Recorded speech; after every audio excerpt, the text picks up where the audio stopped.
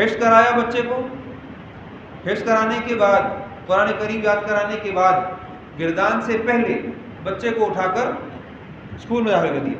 नहीं कर तो लिया, साथ साथ करता रहेगा, साथ साथ करता रहेगा, ना वो 3 मेरा ना वो 13 मेरा। क्या हुआ कुरान करीम का, बच्चे से पूछो, हाँ 10 पारे याद हैं, 5 पारे याद हैं, 3 पारे याद हैं।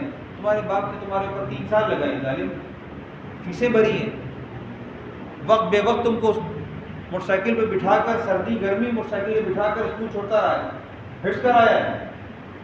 2 बातों में से एक है, या तो माँ बाप को कदर नहीं, या फिर औलाद को कदर नहीं, तीसरी बात नहीं है।